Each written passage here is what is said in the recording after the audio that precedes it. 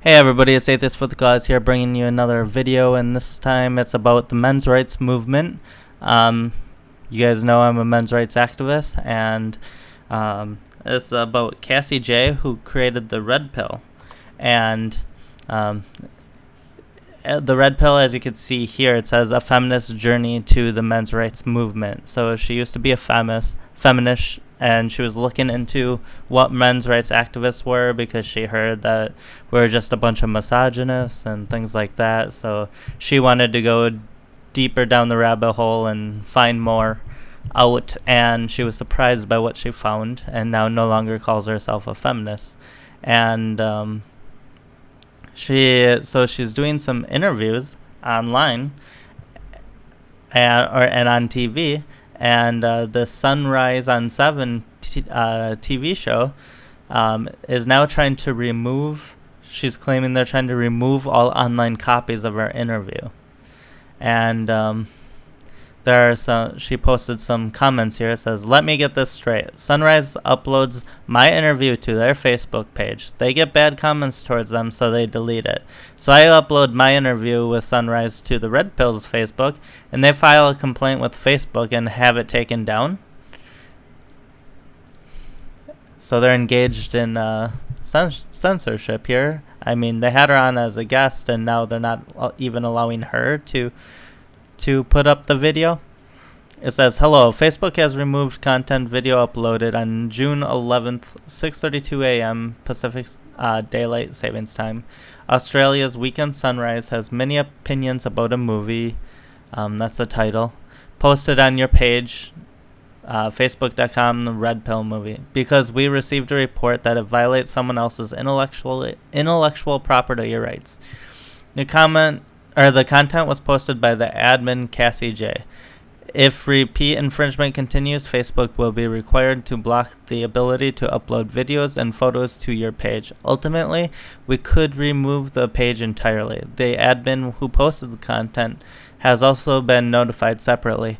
You should delete all content you don't own the rights or don't have permission to upload. You can't find further information about intellectual property issues, or you can, in our help center."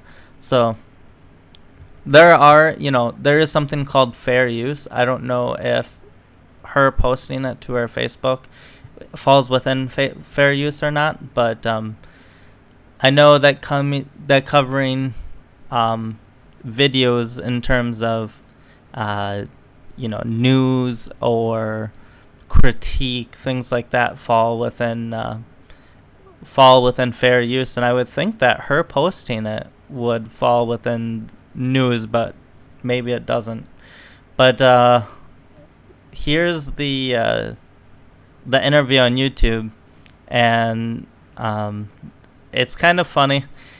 They do get completely demolished in this interview, but let's go through it point by point and see what they have to say. Mel, the director of controversial documentary The Red Pill, is in Australia to promote her film, which has sparked protests and been banned by Australian cinemas for being anti-women. But Cassie Jaye claims that she was a feminist who changed her views on gender equality while making the film about men's rights movement. We have a big hole in the area of compassion. By the way, they said she changed her views. And while that's accurate, it kind of makes it sound like she became a men's rights activist, the way they said it, and that's not the case. She does not self-identify as a men's rights activist. She now lacks identifying as a feminist. Where she used to say, "Yeah, I'm a feminist," now she says, "No, I'm not a feminist." But she would not say, "Yeah, I'm a men's rights activist." For boys and men. This is what men's rights look like. This is what men's rights look like. It's time for us to quit apologizing for being for men's rights. It's time for us to quit apologizing for being men. I think I agree with everything you said, but there's still some kind of unsettling doubt. The Red Pill is about looking at these issues in an honest way, even when it's uncomfortable. The documentary Sounds so misogynist, doesn't it? That was a joke, by the way. has been slammed by women's groups as misogynist propaganda.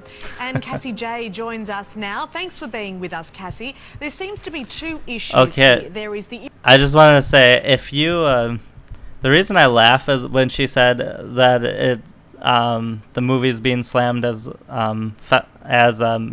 propaganda, misogynist propaganda, is because if you actually watch the film, like, there's no way you can come to that conclusion at all.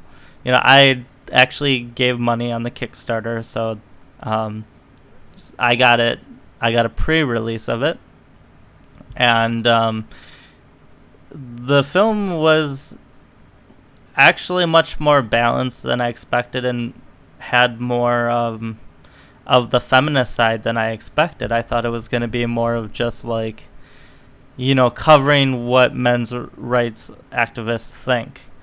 And that's mainly what it is through interviews. But then she goes to all these feminists and says, you know, what do you think of men's rights activists, and what do you think of their positions? And all, you know, she did a lot more of covering feminists than I actually expected. So she even allows feminism and feminists to, you know, defend itself, like, from anything that men's rights activists could have said, and to attack men's rights activists in ways that they think men's rights activists need to be attacked.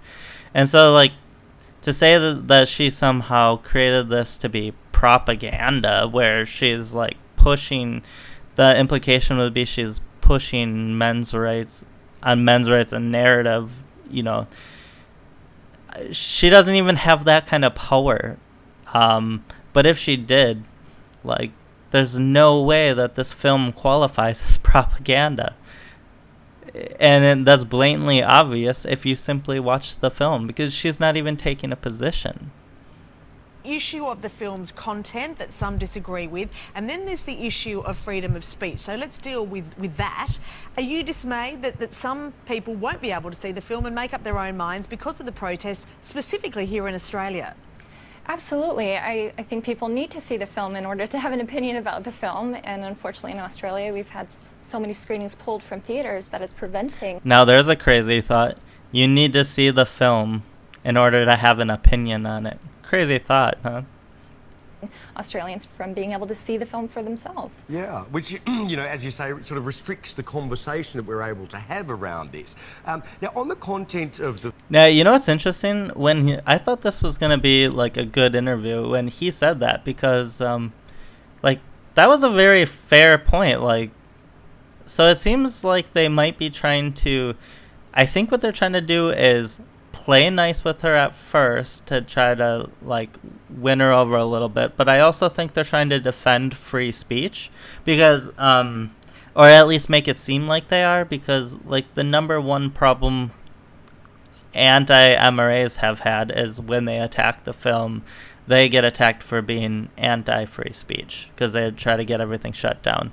And, like, a lot of criticisms have been, you know, just trying to shut it down. So it seems like they're trying to make it clear that they're not trying to shut it down. They're pro free speech and trying to set that up, and then trying to attack the film after that. So if you actually look at the reaction Cassie Jaye is going to make here, it's going to be like, wasn't expecting that friendly comment. It's kind of funny. The film. Cassie, I mean, I think it's really interesting, and it's important probably to highlight some of the issues that men are facing in the modern world that they feel are, you know, really holding them back or getting them down. But can I ask you this? If you wanted to... And now you see that reaction right there? She is like, heard this a million times, because this is a common feminist tactic where, and, you know, just anti-MRA tactic in general. Yeah, MRAs have, you know, men's rights, or men face serious issues, and, you know, a lot of the issues MRAs bring up are legitimate issues. But, and that's what here comes the but. And she, if you look, I'll actually go back a couple seconds, you can see her like, okay, here we go. holding them back or getting them down. But can I ask you this? See right if you there. wanted to make a film about the issues facing the... She's done so much of this. It's funny. You can see the development of a person when they start getting into men's rights, because a lot of them at first don't like. When I first joined men's rights, I was also, there are some feminist. I tried to parse feminists, and I tried to say feminism was for equality and that kind of stuff.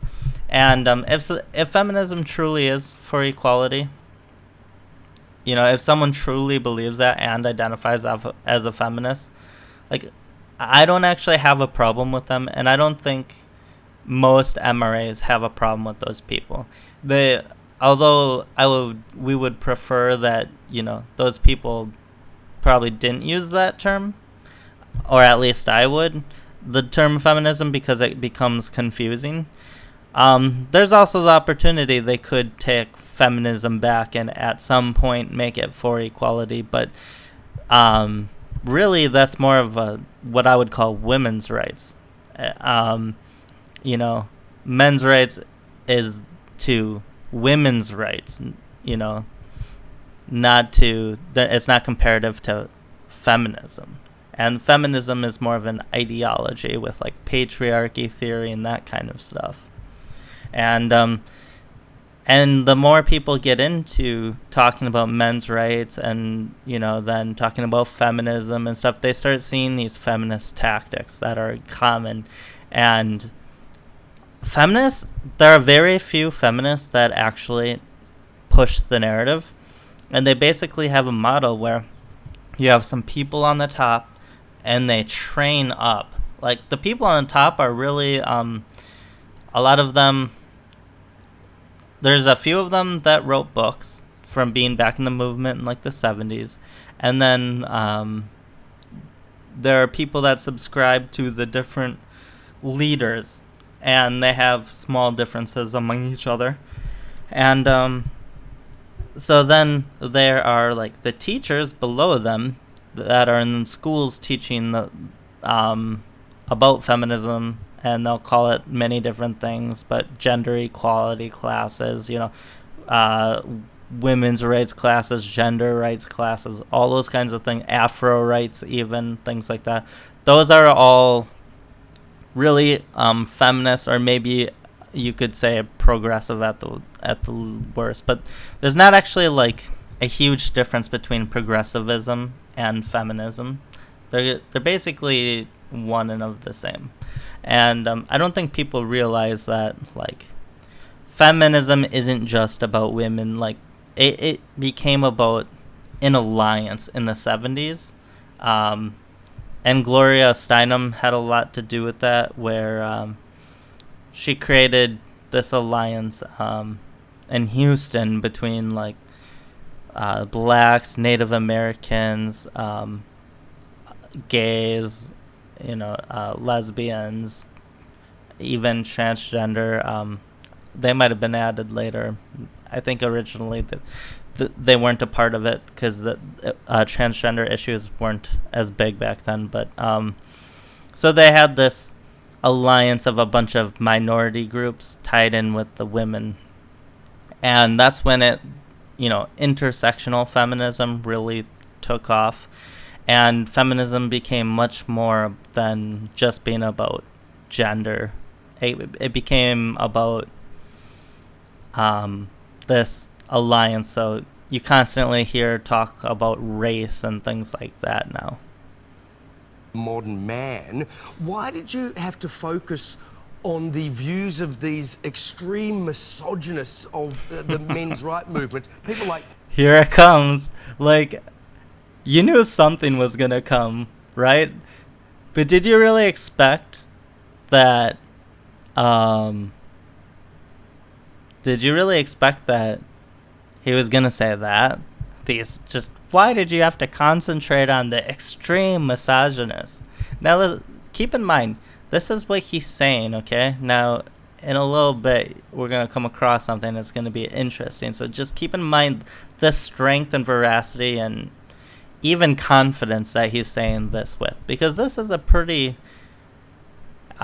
he's about to mention names too, and so these are pretty serious accusations about people that you wouldn't want to just throw around being on a big platform, on TV, in the news. Normally, unless you had like some good evidence, you wouldn't name names about people with these kinds of accusations. Paul Elam. Why do you highlight... See, you just said Paul Elam. So he's actually attacking a person here. Now, just keep that in mind, that he's attacking Paul Elam as this misogynist, and that this film's covering extreme misogynist. Not just misogynist, extreme misogynist. men's issues by promoting men who minimize women's issues. Well, you have to see the film to see why I interviewed Paul Elam, because I had been a feminist of about 10 years before making the Red Pill movie, and it is true, like, if you watch the film, I'm not gonna, like, spoil it, but if you watch the film, you'll know exactly why she interviewed him. All my previous work was about women's issues or gender, LGBT rights, gay marriage, that sort of thing. I've always been interested in gender politics, and I came across Paul Elam's writings on avoiceformen.com, and I was shocked and appalled and offended as a feminist woman. And so I decided to make a film about a voice for men and the men's rights movement, and the large scope of that, because no one had ever made a film about the men's rights movement before. And so I interviewed 44 different people for this film, feminists and men's rights activists. And it's a very complicated topic when looking at men's issues. It is, you're absolutely right, but it just seems to me that you don't really question their views in the film. Did you see the film?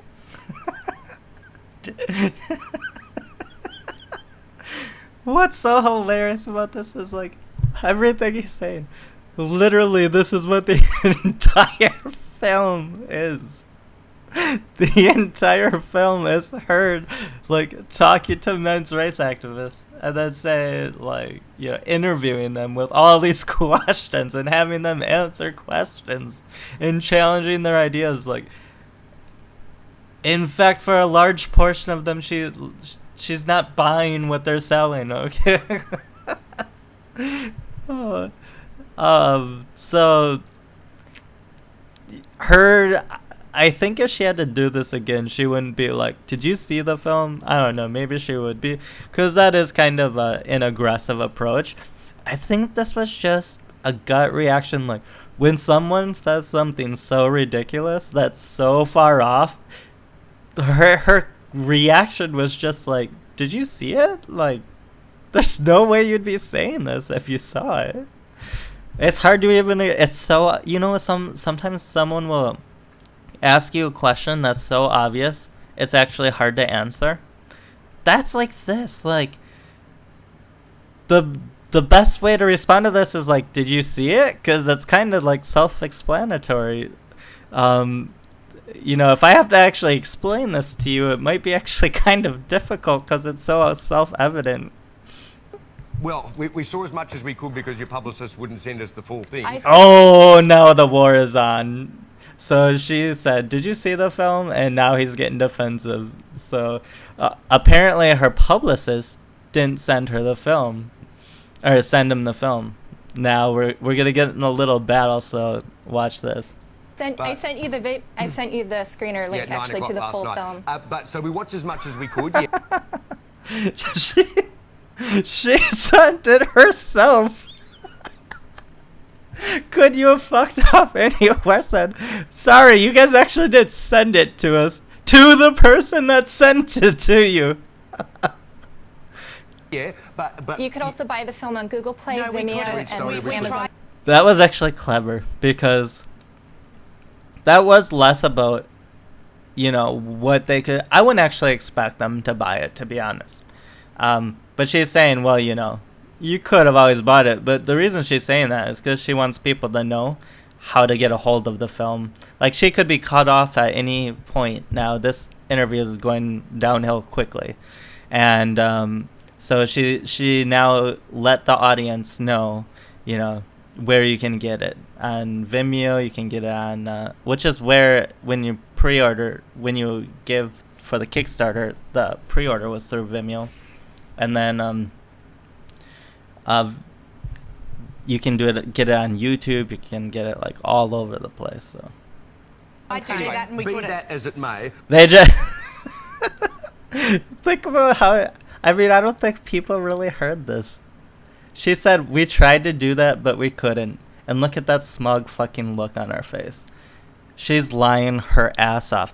How could you try to buy the red pill on something like YouTube and not be able to? Anybody can fucking buy it on YouTube. These are like the only two motherfuckers that can't buy the film online. Anybody else can. you know, it just seems from what I have seen of the film, there's not a lot of questioning of some of their views. Okay, so they're saying something over and over that's very interesting. That they saw a part of it. I actually don't think it's a lie, because he comes back with it. And he said it, and if it was a lie, I think he'd try to get away from it. But he's like using this as a basis for, you know, more questioning.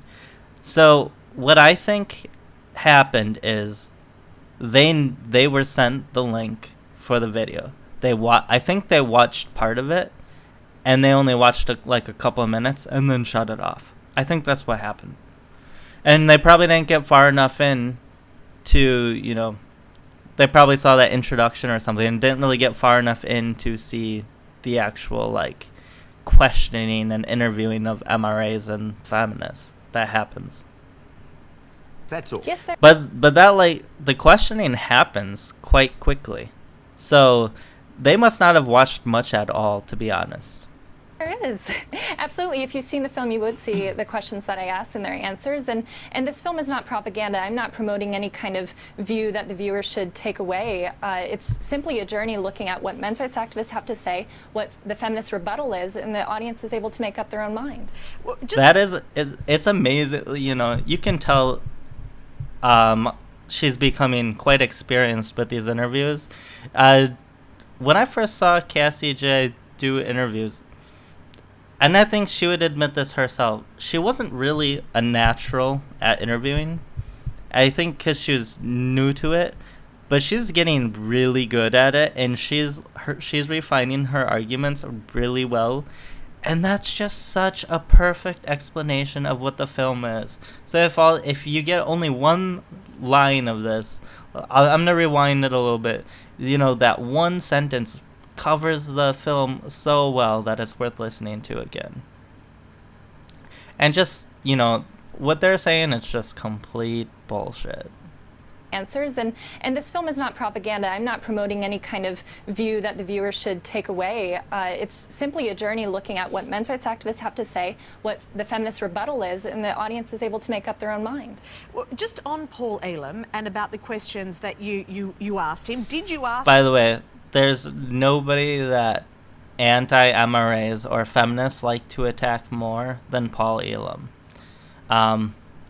Most MRAs are actually extremely hard to attack because most aren't misogynist at all. Most don't say, you know, if you really look at what most MRAs say, it's not that controversial. Like, oh, you know, 80% of suicides are male victims. Let's do something about that. You know, let's try to reduce suicide and see why, you know, men specifically are trying to commit suicide at a more alarming rate than women. Like, maybe there's something specific about men that leads men to commit suicide more than women. And, you know, as an MRA, you know, I would chalk that up to being more on the lines of a lack of help for men, whereas like women actually do commit. From what I've seen, I've done some investigating myself into suicide, and from the statistics I've seen, women do attempt suicide more often. It's much more narrow than because you know, a lot of people say women try to commit suicide like 5 times more than men, but men succeed like 4 times more than women. But And from what I saw, it was like a 55-45 type of cut. And so it's really close to 50-50, but women do attempt it slightly more. And so you have to, I think the reason that women attempt suicide more but men succeed more has a lot to do with the types of problems that men face, like, you know, they're coming back from wars and their bodies breaking down from construction work and things like that. And, you know, men have lost their children and men have been imprisoned and things like that. Where women are, I think a lot of times their problems are a lot more easy to solve. Like, a lot of times once you lose your children, there's no getting them back. You know, like a lot of times, you know, when your health starts deteriorating, there's not a lot that can be done for you a lot of times, in terms of, like, say your back is badly damaged. They can do things to kind of help you get through it, but, like, you know, fusing discs is a way that they solve some of these problems. Like, they can't just create a new spine for you. So if you get PTSD, you can learn how to deal with it, but it's really hard to actually completely get rid of PTSD. So I think the issues men face lead to men actually wanting the suicide attempt to succeed more, and they see less hope for the future, in my opinion. But I mean, I could be, you know, let's say I'm wrong on the reasons. The fact that it's a 4-to-1 ratio still shows that, you know, we should be looking into it at least. You know, we should be looking for why is suicide happening at such an alarming rate for men. And I don't think that part of it is controversial at all. Like, most people would agree that there's a problem there, you know.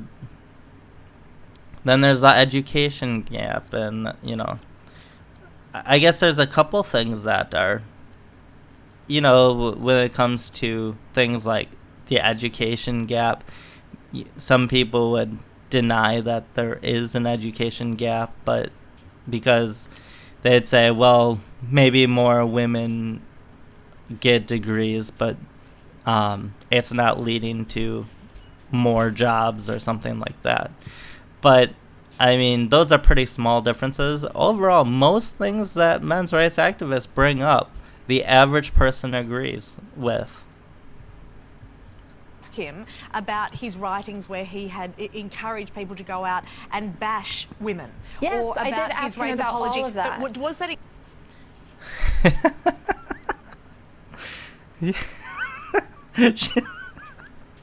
She's like, you could do a better job of bringing up what is in the film, except that she said that it isn't. Like, she literally picked the worst possible topic.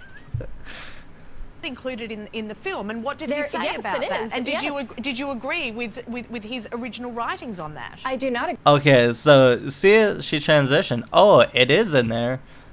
Well, then, did you agree with it? Because if she agrees with it, then that's gonna make her look like a misogynist. That's what they're trying to do here. Now they're trying to turn this around and make her look like a misogynist, and say, you know, she's just. Eventually, what they want to do is make it look like Cassie Jaye was a fake feminist, and that, you know, she's come to the side of the men's rights activists, where she is a biased person that shouldn't be listened to, and she's now misogynist and all of that. Because when people leave feminism, feminists turn on them instantly. Like, Lacey Green is facing this. Lacey Green has been blocked by the feminist block bots. So if you now, my understanding is if you now follow Lacey Green, you get blocked by some of the feminist block bot so that all the feminists that use that block bot block anybody who's following Lacey Green. And that was because Lacey Green, she still actually considers herself to be a feminist, but she's starting to raise a lot of the same issues MRAs are raising and anti-feminists are raising, like, and she's starting to say, you know, some of these attacks are just anti-free speech, and she's starting to, Lacey Green is taking a much more pro-free speech stance now, and feminists are really turning on her. It's disturbing to watch. Like, this is what they do to their own. You know, Lacey Green hasn't even left feminism, but she's off the reservation. She's not, you know, perfectly following the set narrative. And this is why long-term SJWs and feminism is going to die, because they will cannibalize themselves. I agree with his approach and his kind of provocateur approach to these issues, but at the same time, the way that he tries to get people to listen is by offending them to get them to read his website. And, you know, ironically enough, that's what got me to make the film. Was Okay, so this is very important. The number one thing when they attack Paul Elam, anti-MRAs attack Paul Elam, they never mention the context, and or more so the timing, I should say. The timing is very important. He wrote some articles that were meant to be provocative, and they were basically parodies of other articles. Like on Jezebel, there was an article on, you know, they were writing about how the writers were beating their boyfriends and stuff, and, you know, it was a big joke. So he made this article about, I think he called it like Bash a Violent Bitch Month or something like that. And it was like, he wasn't being serious, it was just a complete parody. But that's all they have for attacking people and for attacking MRAs. And the reason he would write these parody articles that were extremely controversial is because that's the only thing that got the attention. Like, if he went and wrote an actual legitimate article about an issue, which is all over A Voice for Men as well, then, you know, it wouldn't get any attention back then. Because we're talking, this was like over 10 years ago now, I think this article was written. And there were some other ones too that were controversial, but we're talking like a decade ago. And he started to realize that the only time he'd get attention was from writing like extremely controversial things that sounded terrible. I was offended by him, and so I looked deeper. I went down the rabbit hole, and that's the Red Pill movie. Yeah, well, I mean, we've done a lot of reading around Paul Elam over the years. In fact, we've interviewed Paul Elam, and there's no denying that a lot of what he says is deeply misogynist. My concern, Cassie, is just... There's no denying it. You know, because this guy thinks that what Paul Elam says is misogynist, there's no denying it. It's so self-evident, you can't even deny it. You know, that's the problem.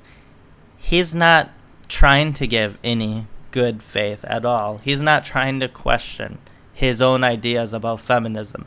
If he did that even a little bit, he would realize that Paul Elam isn't the misogynist that he thinks. But even if Paul Elam was, that's just one person. And sure, it's a person that, you know, you could consider to be a leader in the MRM men's rights movement. Although I don't really like to think that there are leaders. I think, you know, is mainly a decentralized movement. But Paul Elam has a huge reach with the Voice for Men website. So, as in terms of what there is, you know, for leaders, MRM or MRA leaders, I guess you could consider him to be one. But there are many others. If you don't like him, like, there are many others, and almost none of them are even, you could even really seriously question if they're misogynist. That they just simply aren't. And, you know, nothing they say, most of what they say, like Dr. Warren Farrell, most of what he says isn't even about women. And he was actually a feminist. He was elected to the Council of Now in New York City 3 times, the only man to be elected 3 times. And so he actually had leadership within the feminist movement until he started to realize, like, they were going down the crazy path. And then he broke away, and he talks a lot about men's rights now. And Warren Farrell could be considered one of the head people of the men's rights movement as well. And there's nothing misogynist about what he says at all. It's like he's not even talking about women. He talks about feminism occasionally and how feminism tries to get in the way of, helping men. But his primary concern at this point is helping men, because he feels men and boys are falling behind. And he wrote the book, The Myth of Male Power, which I read. He wrote it back in the 90s, I think it was, and it's an excellent book. And it really is the basis of modern day men's rights, in my opinion. If there's one person that has affected men's rights the most, it's Warren Farrell. Now, people like Paul Elam have kind of mainstreamed the substance that Warren Farrell has put into it, but I consider the men's rights movement to be, if I had to pick a single leader to be behind the substance of what men's rights activists talk about, it's Warren Farrell. Is it that in setting up these guys as the spokesman for the issue... Notice, now he's saying these guys. So there are a lot of female men's rights activists, but he actually only brought up one person, and that was Paul Elam. And now he's saying these guys, so as in men's rights activists as a whole. So, this is exactly what I was talking about. Even if you don't like Paul Elam, then, talk about some of the many other men's rights activists. Like, why are you only focusing on Paul Elam? And it shows that he's not really out in good faith. He's out to push a narrative and push an agenda. Yeah. Who is he referring to? These guys. Issues that men face. See her reaction? That was a good reaction too. Let's rewind that. These guys as the spokesman for the issues. She rolled her eyes, face. shook her head. We promote an opposition between Roll her men eyes again. and feminism that's counterproductive to the genders working together to solve everyone's problems. My film looks at what men's rights activists have to say, all the different voices and approaches to this conversation, and what feminists have to say, and it's just allowing the viewers to make up their own mind. I think we have to have this conversation about what is going on for men in family courts and male disposability and falling behind in education and paternity rights and all of these things. Okay, so she just rattled off a bunch of things, and I'm gonna rewind that too, because that defines a lot of the major issues within the men's rights movement. And remember, before I said that the average person wouldn't disagree with a lot of what the men's rights activists are saying, and the average person wouldn't even find what we're saying controversial. Maybe you wouldn't agree exactly with, if we try to say, what we would do to solve the issue or something. Maybe you would disagree on how to solve it. But I don't think many of the average people, who are, basically non-political, they're just living their life, would seriously think these problems are controversial, that saying them are controversial or misogynist or whatever. So let's just listen to what those subjects were again. and it's just allowing the viewers to make up their own mind. I think we have to have this conversation about what is going on for men in family courts and male disposability and falling behind in education and paternity rights and all of these things. And by the way, for those that don't know, male disposability just means that society is more willing to sacrifice the life of a man than to sacrifice the life of a woman. You know, so for instance, we're willing to force men into the military, but we're not going to force women into the military. And, you know, there are things like saving women before men, you know, like the Titanic, and issues like that. And, you know, it doesn't even have to be that glaring either. Like, male disposability is, you know, 95% of workplace deaths are male. And we don't really think about it. Like, Warren Farrell talks about how being a garbage man can actually be, it's a male-dominated issue, but it's actually, like, quite dangerous.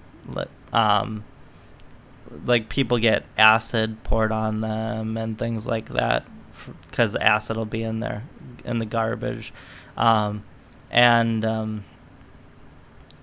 know, there are also issues like homelessness is like 85% male, but we don't really take it on as a serious issue. Where if, like, there were all these women being homeless, don't get me wrong, there are homeless women, but largely there are homeless shelters for many more for women than men, and like domestic violence shelters, there are many more for women than men. In fact, there's only like one domestic violence shelter, the film talks about this, in the entire US, where there are thousands for women. And domestic violence is maybe the best example of male disposability, of the double standard, because it's, you know, study after study has actually shown that domestic violence is about a 50-50 issue, where men and women both make up about 50% of the victims. Or if it is slanted one way, it's quite close. But it's certainly, I think almost everyone would agree that there deserves to be more than one domestic violence shelter for men, for victims. But instead they go into like homeless shelters instead of domestic violence shelters that can't meet their needs as well. And you know, it's a pretty sad thing, actually. Agree that they are all conversations worth having. Why not have them with... Okay, so here we go. They're conversations worth having, but why not have them with regular men, not guys who are in charge of the most misogynistic, anti-woman, anti-feminist organizations in the world? I interviewed Dr. Notice that he's not actually like, he gave Paul Elam as an example. He didn't actually say much that Paul Elam has actually done. Now he's talking about organizations. I'm assuming he's referring to A Voice for Men, but he's got these broad accusations. He doesn't have any specifics of, you know, who he's talking about and what they actually did that's misogynistic. And that's a common theme among anti-MRAs. Because MRAs don't actually do much that's misogynistic. So it's really propaganda by feminists that have created this idea that MRAs are misogynist. Warren Farrell, who is very even-minded. I also interviewed Mark Angelucci, an attorney who works on behalf of men's issues. I interviewed Fred Hayward, who is a father who lost his custody of his son. I interviewed plenty of very sound-minded people in the film, men's rights activists. Paul Elam is certainly one of the most, you know, eccentric voices in the movement. Sure. And I, of course, have to show him. Okay. Cassie, why did you decide to renounce your feminism after this and say that you're... By the way, another common attack while I'm at this is that MRAs are old white men. Feminists will say that a lot. Look at this. Here's a white man, but here's a black man, here's a white woman, here's another white woman. Like, this is a very diverse panel. This was at the men's conference. So I'm pretty sure this is the first ever international men's conference. So that they're showing here. So the people who you would say quote unquote lead them, or who, a lot of these people are doctors and stuff. They have degrees, and they have, they're maybe running shelters or something like that. It's actually a diverse group. Or not a feminist anymore. Well, you have to see the film to see what led me down that. For all the people that haven't seen the film, can Yes. you just explain why you were not after just equality? Because isn't that what feminism is? Just equality. I am for gender equality. So, that's actually quite common, though. Isn't that what feminism is? Just about gender equality? But look at what feminists actually fight for. I mean, she made in a film about men's rights, and they're trying to have it shut down. So are you really for gender equality when anything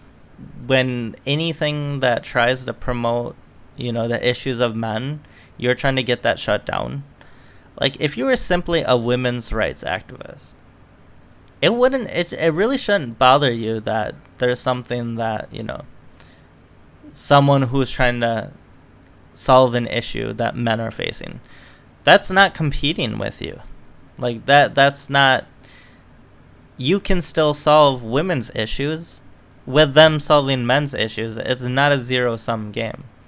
Although I know a lot of feminists feel that a dollar that goes to helping a man is a dollar that could have gone helping a woman. So, and within feminism as well, you have like this whole idea of patriarchy theory, and that like basically old white men are like oppressing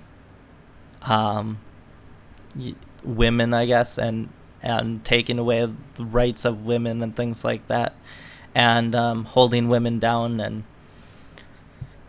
I mean, when you put all the blame on men and basically make men the scapegoat, you're not really for gender equality, are you?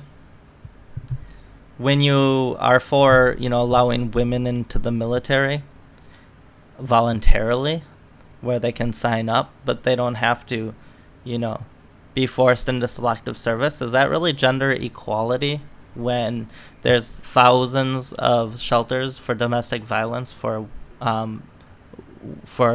female victims and one for male victims? Is that really gender equality? And with homeless shelters, a lot of times men can't go into them, but women can and children can.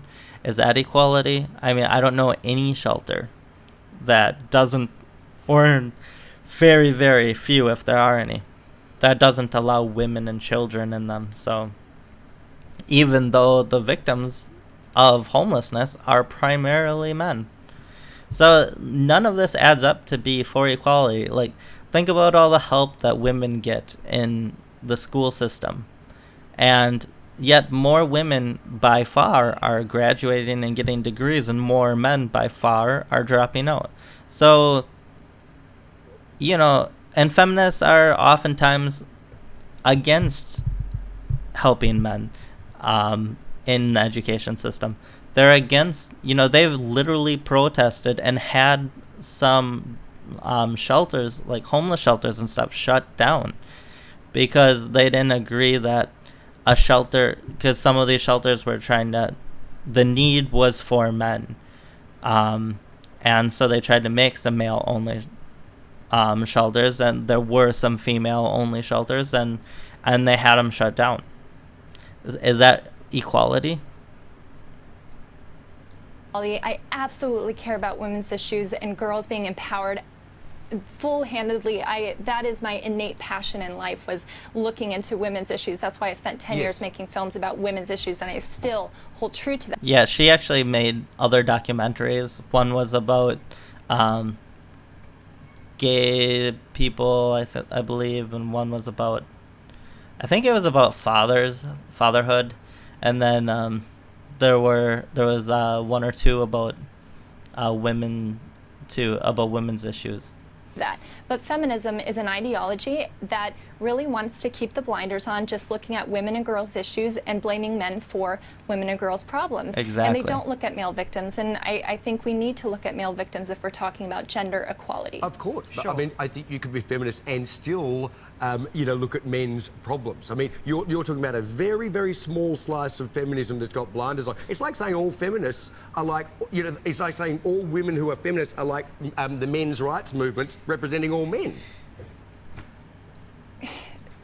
Feminism does blame men by the use of the word patriarchy, to blame men for all the ills of the world. So feminism even blames men for their own issues, blaming it on patriarchy, so it's the fault of men. And it's a way to dismiss men's issues by blaming men for their own problems. I don't think it's inherently blameful. But anyway, All right, Cassie it's an Jaye. interesting discussion. Yeah.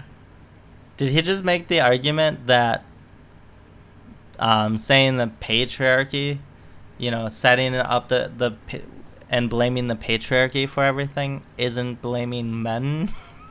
That's like for everything? Like, that's quite literally what the patriarchy theory is set up to do. It's this like very hard to define force that they believe is like, they can point to saying, see, there's male CEOs and males here and males there. There's male politicians and, and then women have these problems, and so these are connected, and so men are to blame for women's issues. And like, it's a very simple-minded way of looking at things, and they never really quite clearly connect how men are oppressing women. And then it's like a very overgeneralization, because they're only looking at like the top like the 1% of the 1% of men, and they're not even looking at like the bottom 50% of men even that are facing a lot of problems. And but when's the last time you actually where you saw feminism do something for men that wasn't incidental? Like, sure, they might help men because they want to help women, and by helping women, it indirectly somehow helps men. That happens, but feminist organizations are not out pushing or prioritizing male victims in any way on any issue. To say that they are is ridiculous. So It's a really interesting discussion, Cassie. Thank you for being with us. I would like to say I'm for gender equality. I'm for women's rights and men's rights now, and I'm not a men's rights activist, and the film was not funded by MRAs. That is a lie that's being perpetuated by Australian media. TheRedPillMovie.com. All right, terrific. Thank you. I mean, well worth viewing. The other thing I'd say, I really don't like how this ended. I understand that you have a time constraint, and she got a lot of time, like 7.5 minutes. That's a lot of time. So I do appreciate their interview for that and giving her a platform on that end. It's very standard to be, when you have a guest on, to say, okay, where can people find the film? And they didn't do that. And it shows that they're not really out. This wasn't a good faith interview. That's what that shows. Because if it was a good faith interview, it'd be like, well, thanks for talking with us, Cassie, and where can you find yourself? Even a lot of times bad faith arguments where it's to make the film look bad, they'll still do that for their guests just because they do that for all their guests. But this news organization that's on TV didn't even inform their viewers on where it could be found. Now, on where the red pill could be found, that is. And that's the issue here. They're talking about the red pill. But Cassie did find a way.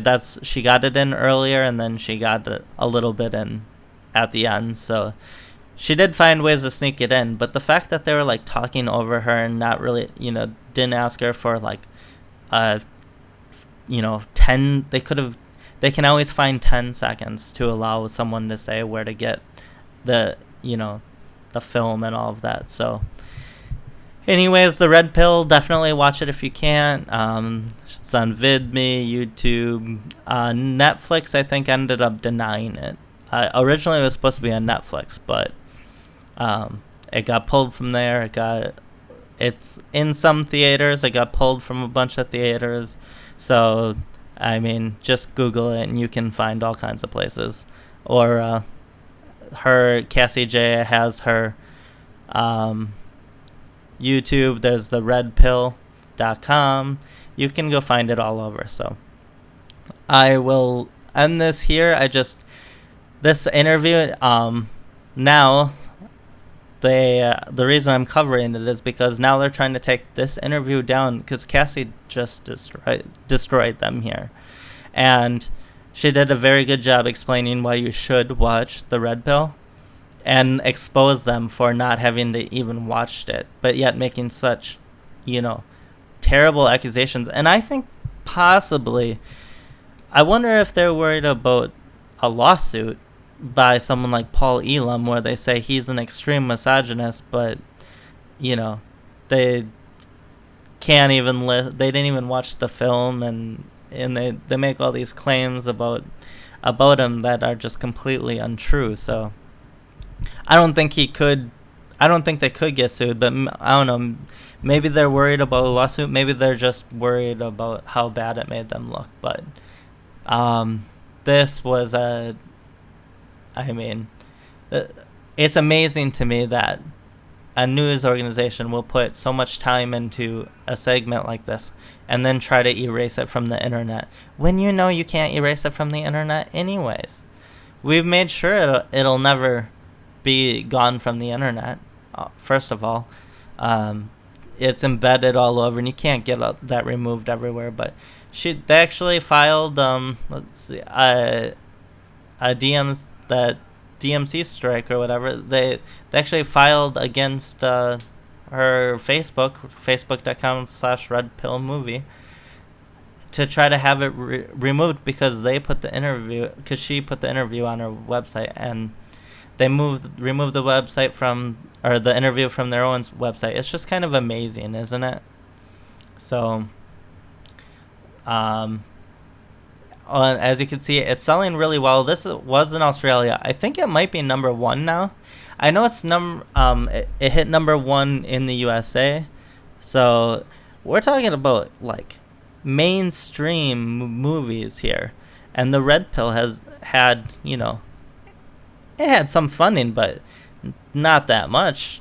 I think it was like a couple 100,000, or it was like 100,000 or something like that in funding total. Maybe 200,000, and it's number 2 in being bought on YouTube right now, like in Australia. And in the USA was number 1, like above movies like Mona, and there was La La Land on one of them, and Lion, Fistfight, The Thinning, like it's right around Logan. I mean, these are huge movie names. So Sing was a musical that was all over in theaters. So anyways, I will talk to you guys later. You can check out Cassie Jaye's Twitter as well, at Cassie_J. That's Jaye. So have a good one.